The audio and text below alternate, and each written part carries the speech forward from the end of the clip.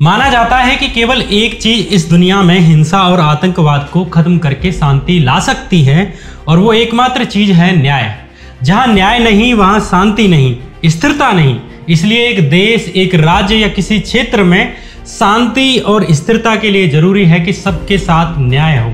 गुजरात दंगों को लेकर गुजरात के मुख्यमंत्री मोदी को साल 2012 में ही क्लीन चिट दे दी गई, लेकिन दंगों के पीड़ित साल 2022 तक अदालतों की चौखटों पर सर मारते रहे कि हमें न्याय नहीं मिला। गुजरात दंगों में सरकार और पुलिस की संदिग्ध भूमिका की दोबारा से जांच हो, लेकिन न्याय की अंतिम इमारत सुप्रीम कोर्ट ने दोबारा जांच करने से इनकार कर दिया। इसलिए आज के इस एपिसोड में हम नरेंद्र मोदी और उनकी पुलिस की भूमिका की पड़ताल करेंगे। बात करेंगे नरेंद्र मोदी पर लगे आरोपों की। क्या उन्होंने जानबूझकर दंगों को रोकने के लिए आने वाली आर्मी को बुलाने में देरी की? क्या अधिकारियों के मना कर देने के बाद भी उन्होंने जानबूझकर गोधरा से कार सेवकों के शवों को अहमदाबाद मंगवाया ताकि दो धर्मों के लोगों में आपस में दंगे भड़के? क्या वाकई में उन्होंने उन अधिकारियों को सजा दी जिन्होंने दंगे रोके और उन अधिकारियों को इनामें दी जिन्होंने दंगों में लोगों को मरने के लिए छोड़ दिया? और उस मीटिंग का क्या सच है जिसके बारे में कहा जाता है कि उस मीटिंग में उन्होंने कुछ ऐसे निर्देश दिए जिनकी वजह से गुजरात में हुए दंगों में हजारों की जान चली गई? इन तमाम सवालों के जवाब और जांच एजेंसियों ने इन पर क्या कहा, उन सभी पहेलियों को टटोलेंगे और इस पूरी न्यायिक यात्रा से होकर गुजरेंगे जिसके बाद मोदी क्लीन चिट लेकर निकले।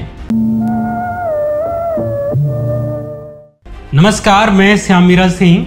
गुजरात दंगों की जांच के दौरान सबसे पहला सवाल उठा कि गोधरा से अहमदाबाद शवों को लाने का फैसला किसका था, जिसके बाद के दंगे भड़के। इसमें दूसरा आरोप यह था कि मृतकों के शव पुलिस और प्रशासन की संपत्ति होते हैं। उन्हें विश्व हिंदू परिषद के नेता जयदीप पटेल को किसने सौंपा और किसके कहने पर सौंपा, जबकि गोधरा कांड के दिन ही विश्व हिंदू परिषद ने अगले दिन गुजरात बंद करने का ऐलान कर दिया था। कई अधिकारी आशंका जता रहे थे कि इस बंद के दौरान दंगे भड़क सकते हैं। बावजूद इसके विश्व हिंदू परिषद को सब क्यों सौंपे गए? जिस वक्त गोधरा कांड हुआ उसके कुछ ही घंटे के बाद दिन में करीब 2 बजे नरेंद्र मोदी गोधरा पहुंच गए। बाद में जांच के दौरान साल 2010 में एसआईटी की टीम ने जब शवों को अहमदाबाद लाने के फैसले पर मोदी से सवाल किया तो उन्होंने कहा कि गोधरा कलेक्ट्रेट में एक मीटिंग हुई थी और उसी में सर्वसम्मति से यह फैसला लिया गया था। लेकिन यहाँ एक बात ध्यान देने की है कि एसआईटी से पहले जब सिटीजन ट्रिब्यूनल ने जब जांच की थी तो उसमें अपना स्टेटमेंट दर्ज कराते समय गोधरा की डीएम जयंत रवि ने कहा था कि मैंने मोदी के इस डिसीजन का शुरू में विरोध किया था, लेकिन मोदी ने ही उनकी बात नहीं मानी। हालांकि बाद में गोधरा की डीएम जयंत रवि ने अपना बयान बदल लिया और एसआईटी के सामने कहा कि सर्वसम्मति से ही फैसला लिया गया था। बयान क्यों बदला ये आप खुद सोचिए। खैर, जब गोधरा कांड हुआ तो उस वक्त अशोक नारायण गुजरात के गृह सचिव थे और गुजरात फाइल की लेखिका राना अयूब ने अपनी किताब में अशोक नारायण का स्टिंग शेयर करते हुए लिखा है, जिसमें कि अशोक नारायण कह रहे हैं कि मैंने एक बार बयान दिया था कि मोदी ने ही शवों को अहमदाबाद लाने का फैसला लिया था और इसके बाद ही सारे मामले ने तूल पकड़ा था।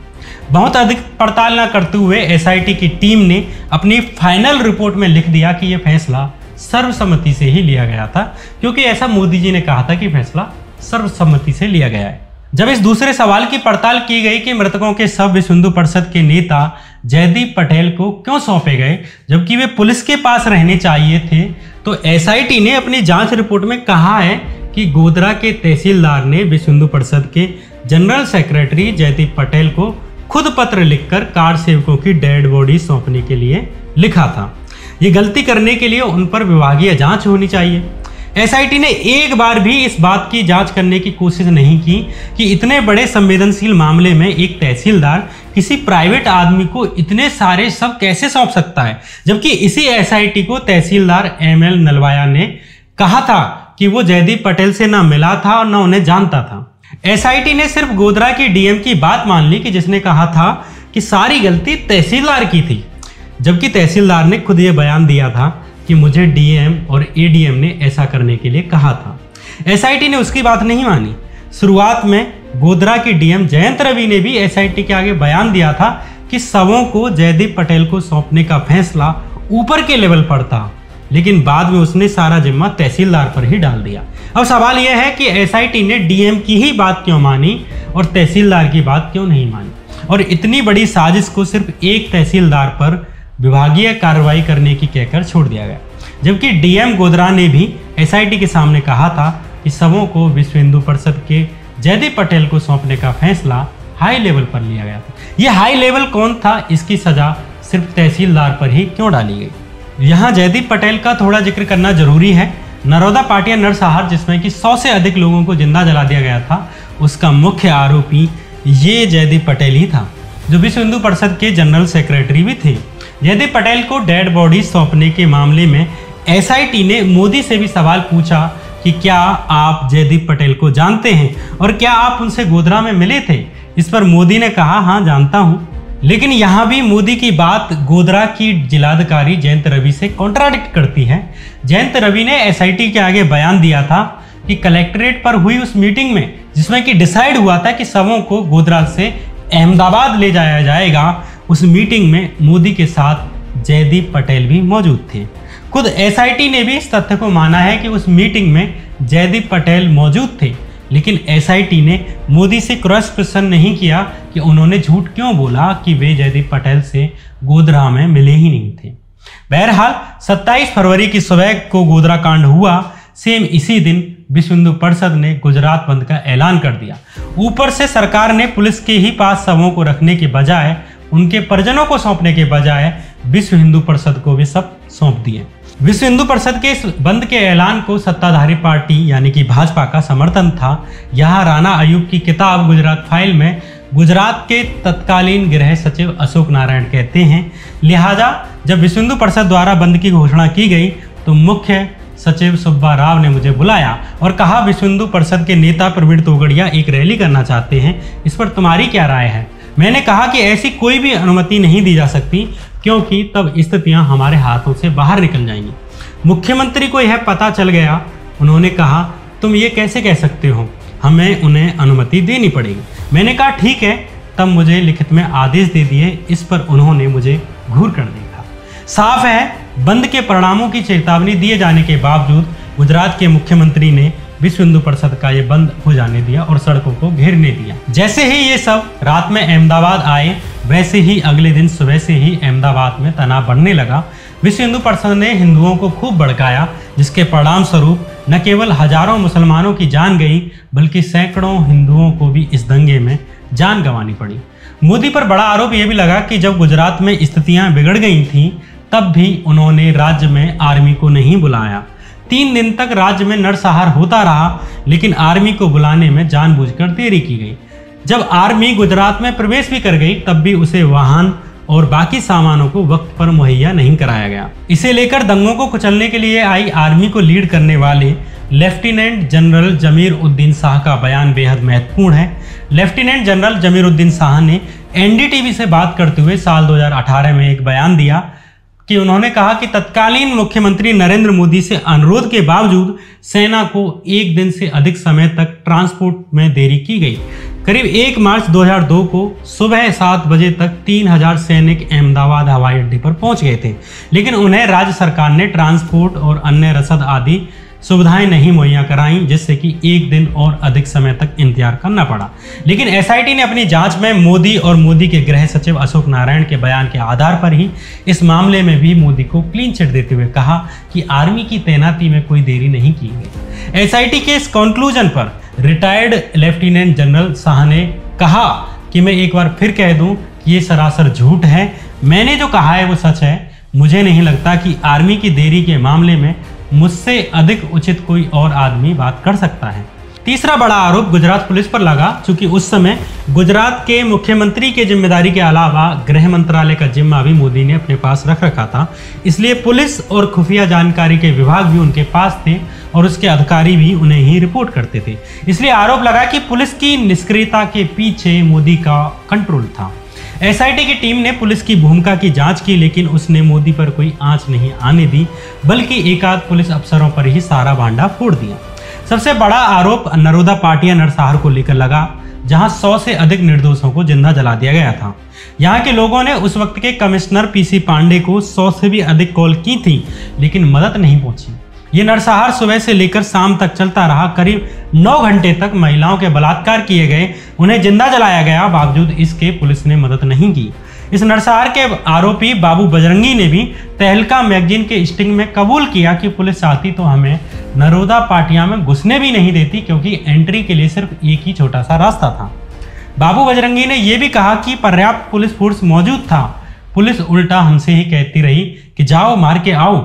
जो काम गुजरात के लिए नरेंद्र भाई ने किया वो किसी और ने नहीं किया। ये बात बाबू बजरंगी ने स्टिंग ऑपरेशन में कही। एसआईटी ने भी अपनी जांच की प्राइमरी रिपोर्ट में कहा कि अहमदाबाद के जॉइंट कमिश्नर M.K. टंडन, जिनके क्षेत्र में 200 से अधिक मुस्लिमों की हत्याएं हुई, वे जानबूझकर कर्तव्य की उपेक्षा करने के दोषी पाए गए हैं, यानी उन्होंने जानबूझकर मदद पहुंचाने में देरी की। एसआईटी ने यह भी कहा कि उनके जूनियर पीबी गोंडिया भी नरसंहार होने देने के दोषी पाए गए, लेकिन उनके ऊपर कोई एक्शन नहीं लिया गया, बल्कि उल्टा प्रमोशन करके सिविल डिफेंस का जॉइंट डायरेक्टर बना दिया गया। अगर इन दोनों ने अपनी ड्यूटी निभाई होती तो सैकड़ों लोगों को मरने से बचाया जा सकता था। यहाँ आपको बता दूं कि इन 2 अधिकारियों की जांच गुजरात सरकार के किसी जांच आयोग द्वारा नहीं की गई, बल्कि सुप्रीम कोर्ट ने जब गुजरात दंगों की दोबारा से जांच करने का आदेश साल 2009 में दिया और एसआईटी का गठन किया गया, उसी एसआईटी ने इनकी जांच की थी। अब आप सोचिए कि इतनी हत्याएं हो जाने के बाद भी लोकल पुलिस पर और पुलिस के अधिकारियों पर कोई एक्शन क्यों नहीं लिया गया। संभवतः एक कारण यह हो सकता है कि पुलिस के इन अधिकारियों पर ऊपर से संरक्षण हो, या दूसरा कारण यह भी हो सकता है कि पुलिस के इनएक्टिव रहने का आदेश ही ऊपर से आया हो। एसआईटी ने भी अपनी जांच में कहा है कि इन दोनों अधिकारियों ने जानबूझकर अपनी जिम्मेदारी नहीं निभाई। बावजूद इसके एसआईटी ने यह जांच नहीं की कि क्या इनको ऊपर से आदेश आए थे, और ऊपर से क्रिमिनल केस चलाने के बजाय इन दोनों के ऊपर सिर्फ डिपार्टमेंटल इंक्वायरी का सुझाव दिया गया। ये भी अपने आप में विचित्र बात है। यहाँ आपको ये बताना भी जरूरी है कि इन अधिकारियों को दोषी ठहराने में कॉल रिकॉर्ड्स के डाटा की सबसे बड़ी भूमिका रही थी, अन्यथा ये सच कभी बाहर ही नहीं आता। कॉल डेटा से न केवल ये पता लगा कि इन अधिकारियों की किस किस से बातचीत हुई और किसका कॉल आया, बल्कि इससे ये भी पता चला कि वे किस वक्त पर कहाँ पर मौजूद थे। इन कॉल रिकॉर्ड से गवाहों के बयानों को भी वेरीफाइड करने में मदद मिली। कॉल रिकॉर्ड के डेटा ने ही इन अधिकारियों के पहले के बयानों का पर्दाफाश किया। इसी कॉल रिकॉर्ड के डाटा से नरोदा पाटिया नरसंहार मामले में आरोपी भाजपा की पूर्व मंत्री माया कोडनानी पकड़ में आई। वे कह रही थी कि नरोदा पाटिया नरसंहार के वक्त मैं गुजरात विधानसभा में मौजूद थी, लेकिन गवाह कह रहे थे कि वे नरोदा पाटिया में भीड़ को उकसा रही थी और कह रही थी कि मुसलमानों के घरों को जला डालो। जब ये कॉल रिकॉर्ड्स बाहर आईं तो नरोदा पाटिया नरसंहार मामले में माया कोडनानी को कोर्ट ने 28 साल की सजा सुनाई। बार बार कॉल रिकॉर्ड्स पर इतना ध्यान खींच रहा हूं तो आप सोच रहे होंगे कि क्या बार बार रिपीट कर रहा हूं, लेकिन इस पूरी कहानी का रहस्य इन्हीं कॉल रिकॉर्ड्स में है, और इसी में एक ऐसे ईमानदार आईपीएस अफसर की कहानी दबी हुई है जिसे दंगे रोकने और मासूम बच्चों को बचाने की सजा दी गई। इस बहादुर आईपीएस अफसर का नाम है राहुल शर्मा। राहुल शर्मा की पूरी कहानी टाइम्स ऑफ इंडिया के पत्रकार मनोज मित्ता ने गुजरात दंगों की जांच पर लिखी अपनी किताब the fiction of facts finding में लिखी है। गुजरात दंगे अपने चरम पर थे। 2 मार्च 2002 के दिन एक भीड़ ने एक मदरसे में आग लगाने की कोशिश की। इसमें करीब 400 बच्चे मौजूद थे। ये मदरसा भावनगर शहर के बाहरी इलाके में मौजूद था। उस वक्त राहुल शर्मा भावनगर के एसपी थे। उन्होंने अपनी पुलिस को आदेश दिया कि किसी भी हालत में दंगाइयों को किसी की हत्या नहीं करने देनी है। अगर बंदूक चलानी पड़े तो चलाने में हिचकना नहीं है। भीड़ ने पहले मदरसे में आग लगाने की कोशिश की, लेकिन पुलिस ने बल प्रयोग करके इस भीड़ को तितर बितर कर दिया। लेकिन यह भीड़ दोबारा से उस मदरसे को जलाने के लिए इकट्ठा हो गई। राहुल शर्मा मौके पर पहुंच गए और अपनी पुलिस के दम पर राहुल शर्मा ने उस भीड़ से बचाते हुए उन बच्चों को शहर के अंदर एक मस्जिद में शिफ्ट कराया। लेकिन इस बीच पुलिस को गोलियां भी चलानी पड़ गईं। यहाँ मुस्लिम किसी पर हमला नहीं कर रहे थे और इस उग्र भीड़ में जिसको भी नुकसान पहुंचा वो पुलिस की गोलियों से पहुंचा था। शर्मा के काम की तारीफ करने की बजाय गृह राज्य मंत्री गोवर्धन जड़ाफिया ने राहुल शर्मा को कॉल करके कहा कि वैसे तुमने सही काम किया है, लेकिन पुलिस की फायरिंग में हुई मौतों का रेशियो सही नहीं है। मतलब कि जितने की उस उग्र भीड़ में लोग मारे गए उतने मुस्लिम नहीं मारे गए। राहुल ने जवाब दिया कि स्थिति के अनुसार ही पुलिस को फायरिंग करनी पड़ी और उसी रेशियो में लोगों को नुकसान पहुंचा। राहुल शर्मा के अनुसार मोदी के गृह राज्य मंत्री गोवर्धन जड़ाफिया ने ये कॉल घटना के 14 दिन बाद यानी 16 मार्च को की थी। इसके एक हफ्ते बाद ही राहुल शर्मा का भावनगर से ट्रांसफर कर दिया गया। दरअसल ये तब हुआ जब शर्मा ने एक मस्जिद पर अटैक करने पर 21 उपद्रवियों को अरेस्ट कर लिया गया था और इसके बाद भाजपा के नेता डिमांड करने लगे थे कि उन उपद्रवियों को छोड़ दिया जाए। लेकिन राहुल शर्मा ने वही किया जो एक पुलिस अधिकारी को करना चाहिए, वो भी बिना धर्म, जाति और नस्ल देखे। इसके 24 घंटे नहीं बीते कि राहुल शर्मा का ट्रांसफर कर दिया गया, वो भी उनका एक तरह से डिमोशन करते हुए। उन्हें एसपी की पोस्ट से हटाकर अहमदाबाद की कंट्रोल रूम में बैठने की जिम्मेदारी दे दी गई। ये एक ईमानदार आईपीएस अफसर के पंख कुतरने जैसा था, लेकिन राहुल शर्मा ने सजा को भी अपॉर्चुनिटी में बदल दिया, जिसके बाद उन्होंने ऐसी चीज़ों का खुलासा किया जिसने गुजरात दंगे की जांच को एक्सपोज करने में सबसे बड़ी भूमिका निभाई। भावनगर से अहमदाबाद आए राहुल शर्मा को नरोदा पाटिया नरसहार और गुलबर्ग सोसाइटी नरसहार मामले की जांच करने के संपर्क में आने का मौका मिल गया। अहमदाबाद के कमिश्नर पीसी पांडे ने उन्हें जांच में सहयोग करने के लिए कहा और आईआईटी कानपुर से पढ़े राहुल शर्मा के दिमाग में कॉल रिकॉर्ड्स का डाटा इकट्ठा करने का आइडिया आया। उन्होंने मोबाइल फ़ोन सर्विस प्रोवाइडर्स कंपनियों से डाटा देने के लिए कहा। जब ये डाटा मिल गया तो वे जानते थे कि ये बेहद महत्वपूर्ण डाटा है, इसलिए उन्होंने इसे अपने निजी कंप्यूटर में इकट्ठा कर लिया और ये जो ओरिजिनल सीडी थी वो सरकार को सौंप दी। जब नानावती कमीशन ने अक्टूबर 2004 में पूछताछ के लिए उन्हें बुलाया तो राहुल शर्मा ने अपने पास मौजूद कॉल रिकॉर्ड की सीडी को कमीशन के आगे पेश कर दिया। जब ये सीडी का डाटा बाहर आया तो वकीलों से लेकर एक्टिविस्टों ने इसके आधार पर कार्रवाई करने की मांग की, लेकिन चूंकि नानावती कमीशन खुद मोदी सरकार द्वारा नियुक्त किया गया था, उसने इस पर कोई कार्रवाई नहीं की। इस सीडी ने गुजरात के दंगाइयों और पुलिस के बीच होने वाली बातचीत और नेक्सस का खुलासा कर दिया। एक बड़ा सवाल ये भी उठा कि जब राहुल शर्मा ने शुरू में ही इन सीडी को डिपार्टमेंट को सौंप दिया था तो इन कॉल रिकॉर्ड्स का उपयोग जांच में क्यों नहीं किया गया, जबकि ये उस वक्त का सबसे बड़ा साइंटिफिक एविडेंस था। जब सुप्रीम कोर्ट ने साल 2008 में गुजरात दंगों के 9 मामलों की जांच के लिए एसआईटी की टीम का गठन किया गया था, उस टीम ने ही इस डेटा का इस्तेमाल किया और इसके बाद ही भाजपा की मंत्री माया कोडनानी और विश्व हिंदू परिषद का जनरल सेक्रेटरी जयदीप पटेल सलाखों के पीछे पहुंचा। लेकिन आपको पता है इस महत्वपूर्ण जानकारी को बाहर निकालने वाले ईमानदार अफसर राहुल शर्मा के साथ पुलिस और मोदी सरकार ने क्या किया?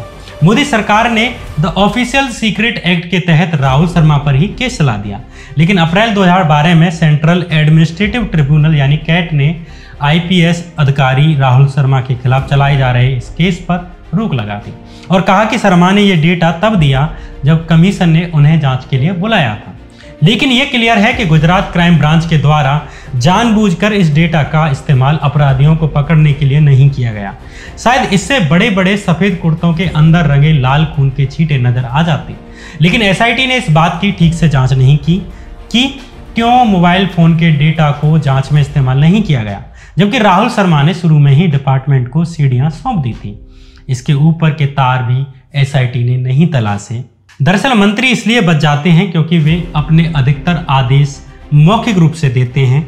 इसका एक उदाहरण इसी बात से समझ सकते हैं कि गुजरात फाइल किताब के स्टिंग ऑपरेशन में जब गुजरात के होम सेक्रेटरी अशोक नारायण से पूछा गया कि जब गुजरात के मुख्यमंत्री ने आपको दंगों को रोकने में ढील देने की बात कही होगी तब आपको गुस्सा आया होगा। इस पर अशोक नारायण ने कहा वे ऐसा कभी नहीं करते, वे कभी भी कुछ भी कागज पर लिखकर नहीं देते। उनके खुद के अपने लोग हैं जिनके जरिए विश्व हिंदू परिषद और बाकी जो अनौपचारिक चैनल होते हैं उनके माध्यमों से निचले पायदान के पुलिस इंस्पेक्टरों और अधिकारियों तक बात पहुंचाई जाती है। इसलिए कुछ अफसरों ने ऐसे आदेशों को अपने डायरियों में लिखना शुरू कर दिया। ऐसे ही फॉर्मर डीजीपी रहे आरबी श्री कुमार ने गुजरात राज्य की जांच समिति नानावती कमीशन के सामने कुछ एविडेंस दिए। दंगों के दौरान आरबी श्री कुमार राज्य के खुफिया विभाग यानी इंटेलिजेंस एजेंसीज को लीड कर रहे थे। उन्होंने तमाम सबूत और एक डायरी दी जिसमें बताया कि सरकार ने कई वार्निंग के बाद भी कोई कदम नहीं उठाए। श्री कुमार ने current communal scenario in Ahmedabad city नाम से एक रिपोर्ट 24 अप्रैल 2002 के दिन गुजरात के होम सेक्रेटरी अशोक नारायण को भेजी ताकि सरकार एक्शन ले। इसमें लिखा कि दंगे के पीड़ितों का क्रिमिनल जस्टिस सिस्टम में कोई विश्वास नहीं बचा है। एफआईआर में गड़बड़ की जा रही है और विश्व हिंदू परिषद के लोग सांप्रदायिक तनाव बढ़ाने के लिए भड़काऊ पर्चे बांट रहे हैं। पुलिस के अधिकारी भाजपा नेताओं के आदेश मान रहे हैं। एसआईटी ने भी इस रिपोर्ट को जांच में सही पाया। 15 जून 2002 को भी श्री कुमार ने एक और रिपोर्ट भेजी और कहा कि मोदी की रथ यात्रा राज्य में फैले कम्युनल माहौल के लिए सही नहीं है। लेकिन इस इंटेलिजेंस रिपोर्ट को भी मोदी के अधिकारियों द्वारा नहीं माना गया। 20 अगस्त 2002 के दिन भी श्री कुमार ने राज्य में बढ़ रहे सांप्रदायिक तनाव पर एक और रिपोर्ट दी और कहा कि पुलिस की कार्रवाई और जांच में भारी गड़बड़ की जा रही है। इस रिपोर्ट पर भी एक्शन नहीं लिया गया। बाकी रिपोर्ट के बारे में गृह सचिव अशोक नारायण ने कहा था कि रिपोर्ट तो मिली थी लेकिन एक्शन लिया गया था या नहीं लिया गया था ये उन्हें याद नहीं रहा। लेकिन इस रिपोर्ट को अशोक नारायण ने भी एसआईटी के सामने माना कि हाँ एक्शन नहीं लिया गया था। श्री कुमार ने 28 अगस्त 2002 को भी एक और रिपोर्ट भेजी लेकिन कोई एक्शन नहीं लिया गया। श्री कुमार ने नानावती कमीशन के आगे पहला एफिडेविट देते हुए डिटेल में बताया कि गोधरा में साबरमती ट्रेन जलाने की घटना को लेकर किस तरह राज्य और केंद्र की इंटेलिजेंस एजेंसीज फेल रहीं। दूसरे एफिडेविट में उन्होंने सबूत दिए कि कैसे राज्य की इंटेलिजेंस ब्यूरो की रिपोर्ट्स पर मोदी सरकार ने कोई ध्यान नहीं दिया। तीसरे एफिडेविट में श्री कुमार ने बताया कि किस तरह मोदी के अधिकारियों ने आने वाले चुनाव को लेकर लॉ एंड ऑर्डर से जुड़ी रिपोर्ट पॉजिटिव देने के लिए उन पर दबाव बनाया ताकि गोधरा और दंगों में मारे गए 3000 से भी अधिक लोगों की मौत के बाद तैयार कम्युनल डिवीजन में मोदी को चुनाव जीतने में आसानी हो। मोदी उसी साल चुनाव कराना चाहते थे और हुआ भी यही। दरअसल साल 2001 में आए भुज भूकंप और उसको हैंडल करने में भाजपा की नाकामी और भ्रष्टाचार के आरोपों के बाद माना जा रहा था कि साल 2003 में आने वाले चुनावों में भाजपा हार जाएगी। इसके लक्षण इस बात से भी नजर आ रहे थे कि गुजरात में हुए उपचुनावों में भाजपा हार गई थी। इन तमाम लक्षणों को देखते हुए भाजपा ने केशुभाई पटेल को हटाकर अक्टूबर 2001 में मोदी को मुख्यमंत्री बनाया था। तब मोदी को कोई नहीं जानता था और ना ही उनकी ऐसी लोकप्रियता थी। वे अचानक पार्टी संगठन में से बाहर निकलकर राज्य के मुख्यमंत्री बनाए गए थे। इसलिए माना जा रहा था कि अगले चुनाव में भाजपा हार जाएगी। इसलिए गुजरात में राम मंदिर के मुद्दे को बार बार उठाया जा रहा था और इसके लिए कार्ड सेवकों को गुजरात से अयोध्या ले जाने का प्रबंध किया जा रहा था। बजरंग दल और विश्व हिंदू परिषद के ये कार्यकर्ता रास्ते भर मुसलमानों के खिलाफ नारे लगाते रहे और पिटाई करते रहे। इन खबरों को स्थानीय अखबारों में आसानी से टटोला जा सकता है। जिस साबरमती बोगी में आग लगाई गई थी उस साबरमती के कार्ड सेवकों के द्वारा भी रास्ते भर आतंक मचाया गया था और इसकी खबरें स्थानीय अखबारों में छपी थी। इस सांप्रदायिक माहौल पर तमाम इंटेलिजेंस रिपोर्ट के बावजूद रोक नहीं लगाई गई। जब अचानक गोधरा कांड हो गया तो धर्म की राजनीति करने वालों को वो मौका मिल गया जिसका कि वे इंतजार कर रहे थे और जिसके लिए इतने दिनों से माहौल बनाया जा रहा था। इसलिए गोधरा के गुजरात दंगों के बाद राज्य पूरी तरह हिंदू मुस्लिम दो धर्मों में विभाजित हो गया और मोदी इसी माहौल का फायदा उठाकर जल्द से जल्द चुनाव चाहते थे। जो चुनाव 2003 में होना था उसे 1 साल पहले ही कराने के लिए मोदी ने पूरी मशीनरी लगा दी। इसलिए श्री कुमार पर दबाव बनाया जा रहा था कि वे कह दें कि ऐसी सांप्रदायिक परिस्थितियों के बीच भी चुनाव कराए जा सकते हैं, जबकि लाखों लोग उन दिनों कैंपों में पड़े हुए थे। न उनके पास घर थे न वोटर कार्ड थे। अपने तीसरे एफिडेविट में श्री कुमार ने जिक्र किया कि मोदी के अधिकारियों ने उनके फेवर में चुनाव के लिए लॉ एंड ऑर्डर की अच्छी रिपोर्ट देने के लिए कहा। श्री कुमार ने चीफ इलेक्शन कमिश्नर यानी चुनाव आयोग के प्रमुख जेएम लिंगदो की 9 अगस्त 2022 को हुई मीटिंग के बारे में भी डिटेल में इंफॉर्मेशन दी कि उस मीटिंग में मुख्य चुनाव आयुक्त ने गुजरात गृह मंत्रालय के अधिकारियों को लॉ एंड ऑर्डर पर गलत सूचना देने के लिए फटकार लगाई थी। इसके एक हफ्ता बाद यानी 16 अगस्त के दिन मुख्य चुनाव आयुक्त ने अपने आदेश में लिखा था कि एडीजी आरवी श्री कुमार ने आयोग के सामने कहा कि 151 कस्बे और नगर 993 गांव जो 182 विधानसभा सीटों में से 154 सीटों को कवर करते थे, ये सब दंगों से प्रभावित थे और ये अन्य अधिकारियों के दावा की पोल खुलते हैं। अपने तीसरे एफिडेविट के साथ श्री कुमार ने नानावती कमीशन को एक ऑडियो रिकॉर्डिंग भी दी थी, ये प्रूव करने के लिए कि स्टेट सेक्रेटरी जीसी मुर्मू, गृह मंत्रालय के अधिकारी दिनेश कपाड़िया और सरकार की स्पेशल प्रोसिक्यूटर अरविंद पांड्या ने नानावती कमीशन के आगे सच न बोलने के लिए उन्हें धमकाने की कोशिश की। एसआईटी की टीम ने अपनी जांच में इस ऑडियो रिकॉर्डिंग को सही पाया, लेकिन ये जांच नहीं की कि गृह मंत्रालय के ये अधिकारी श्री कुमार को किसके कहने पर धमका रहे थे। यहाँ एक और सबसे बड़ी बात या सबसे बड़ा सबूत श्री कुमार ने पेश किया। दरअसल जब दंगों के दौरान ही श्री कुमार को स्टेट इंटेलिजेंस का चीफ बनाया गया था तो उन्होंने एक डायरी बनाना शुरू कर दिया था। अप्रैल महीने से सितंबर महीने तक, जब तक कि उन्हें डिपार्टमेंट से निकाल नहीं दिया गया, तब तक श्री कुमार ने इस डायरी में उन सब आदेशों की एंट्री की जो उन्हें मौखिक तौर पर दिए गए थे और जो अनैतिक थे, जो गैर कानूनी थे और सरकार के लिए लाभ लेने वाले थे। अपने चौथे एफिडेविट में श्री कुमार ने उनसे पहले के इंटेलिजेंस हेड जो गुजरात दंगों के चरम के दिनों पर तैनात थे, उनके वक्त हुई मीटिंग के बारे में बताया कि उनके वक्त तमाम आदेश दिए गए, तमाम मीटिंग्स हुई, लेकिन उनके बारे में कोई मिनट्स या डॉक्यूमेंटेशन नहीं किया गया, इसलिए मैंने वो डायरी मेंटेन की। बहुत से बड़े अधिकारी और खुद मुख्यमंत्री मौखिक निर्देश दे रहे थे, वो भी ऐसे निर्देश जो संवैधानिक मूल्यों के खिलाफ थे। लेकिन कमाल की बात है कि इस डायरी की भी एसआईटी ने जांच नहीं की और कह दिया कि ये एक अनऑफिशियल डॉक्यूमेंट है। नरेंद्र मोदी सरकार ने नानावती कमीशन के आगे साल 2002 में ही एफिडेविट देने वाले श्री कुमार का प्रमोशन रोक दिया। साल 2005 में गुजरात सरकार ने अनुशासनहीनता का आरोप लगाते हुए उनके खिलाफ एक चार्जशीट जारी कर दी और ये चार्जशीट नानावती कमीशन के सामने एफिडेविट जारी करने के कारण की गई। इन्हीं आईपीएस अधिकारी को बीते दिनों दंगों के पीड़ितों के लिए कानूनी लड़ाई लड़ने वाली तीस्ता सीतलवाड़ के साथ गुजरात पुलिस के द्वारा अरेस्ट कर लिया गया है। इससे पहले आईपीएस अधिकारी संजीव भट्ट, जिन्होंने साल 2011 में सुप्रीम कोर्ट के आगे एफिडेविट दिया था कि मोदी ने एक मीटिंग में विशेष निर्देश दिए थे कि अधिकारी दंगों के बीच में ना आ जाएं। भट्ट के इस एफिडेविट के बाद गुजरात सरकार ने एक केस डालकर उन्हें अरेस्ट कर लिया और इसके कुछ दिन बाद उन्हें नौकरी से भी सस्पेंड कर दिया गया। कुछ दिन बाद उन्हें अदालत से जमानत मिल गई, लेकिन नवंबर 2012 में संजीव भट्ट पर 22 साल पुराना यानी कि 1990 के समय का एक केस निकालकर उन पर केस चला दिया गया और साल 2019 में उन्हें इस केस में सजा सुना दी गई। साल 2019 से ही आईपीएस संजीव भट्ट जेल में हैं। जिस मीटिंग का हवाला उन्होंने दिया कि जिस दिन गोधरा कांड हुआ उसी रात मोदी ने बड़े सीनियर अधिकारियों की मीटिंग ली थी और उन्हें दंगाई भीड़ के बीच न आने का आदेश दिया था। यही सेम बात मोदी की ही पार्टी के गृह मंत्री रहे हरीन पांड्या ने साल 2002 में ही सिटीजन ट्रिब्यूनल के सामने कही। एमडी देशपांडे ने अपनी किताब Gujarat rights the truth story में लिखा है कि हरीन पांड्या ने आउटलुक मैगजीन को बताया कि इस 2 घंटे की मीटिंग में डीजीपी चक्रवर्ती ने इसका विरोध किया तो मोदी ने उन्हें फटकारते हुए चुप करा दिया और कहा कि आदेश का पालन करो। गुजरात दंगों के वक्त हरीन पांड्या राजस्व राज्य मंत्री थे। वे केशुभाई पटेल के नजदीकी माने जाते थे। मोदी से पहले जब केशुभाई पटेल मुख्यमंत्री हुआ करते थे तब हरीन पांड्या ही गुजरात के गृह मंत्री हुआ करते थे। लेकिन मोदी जब मुख्यमंत्री बने तो उन्होंने गृह मंत्रालय अपने पास रख लिया। हरीन पांड्या के इस बयान के बाद 26 मार्च 2003 के दिन संदिग्ध परिस्थितियों में हरीन पांड्या की किसी ने हत्या कर दी। पास में ही पुलिस थाना होने के बावजूद 2 घंटे से अधिक समय तक उनकी बॉडी कार में ही पड़ी रही। हरीन पांड्या की ये संदिग्ध मौत अपने आप में एक रहस्य है। उनकी पत्नी इसे एक राजनीतिक हत्या मानती हैं। संजीव भट्ट के सीनियर और पूर्व state intelligence chief RB Sreekumar ने नानावती कमीशन को ये भी बताया कि उन्हें हरीन पांड्या का फोन टेप करने के लिए कहा गया था।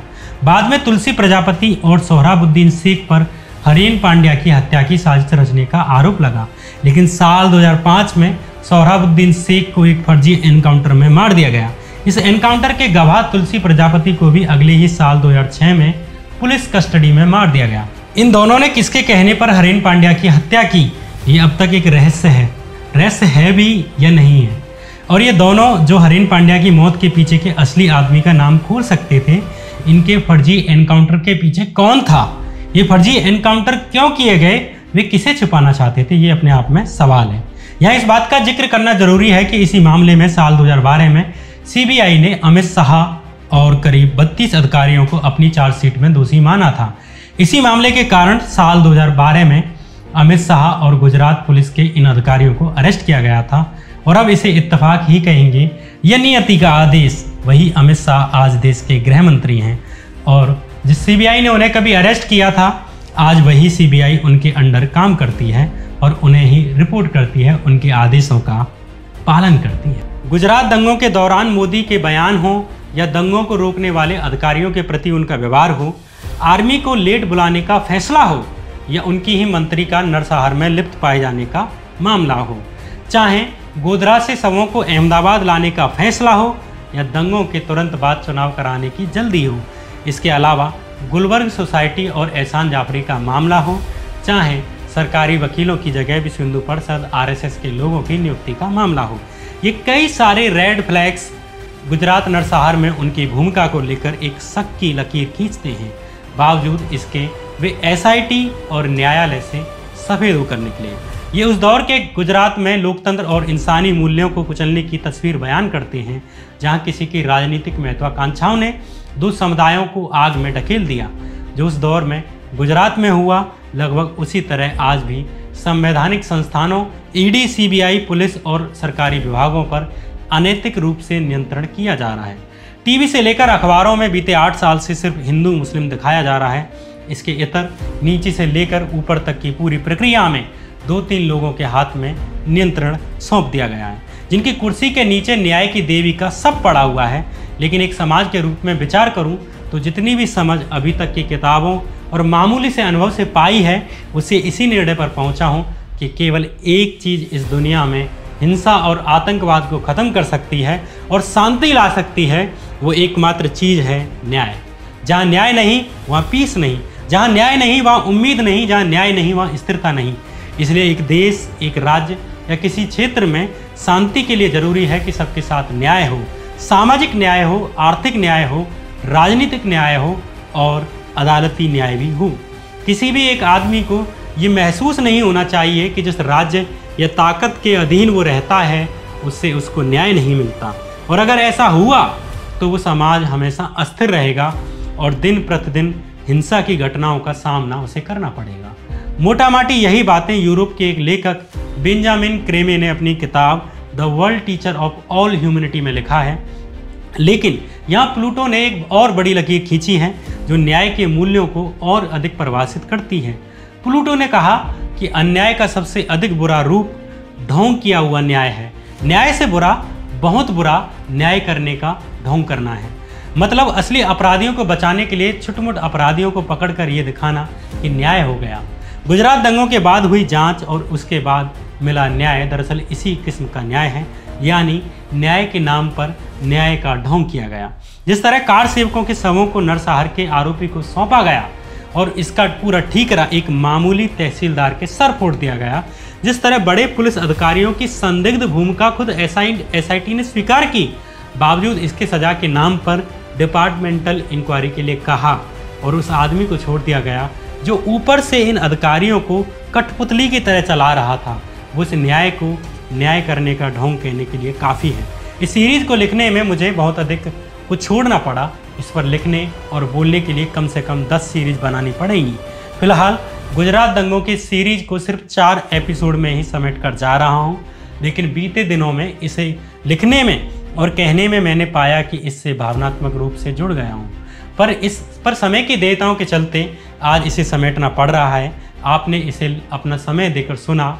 मुझे मालूम है आप में से भी बहुत से लोग भावनात्मक रूप से इससे जुड़ाव महसूस कर रहे होंगे, लेकिन आपका इसे सुनने के लिए दिल से शुक्रिया।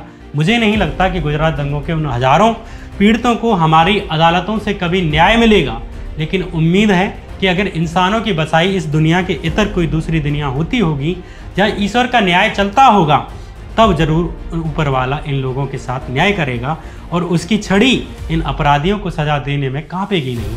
ऐसी प्रार्थना है और ऐसी ही उम्मीद है। जब तक सांस लेते हैं तब तक जीते हैं। तब तक इस सीरीज को यहीं पर ख़त्म करते हैं और आपसे अलविदा लेता हूँ। नमस्कार।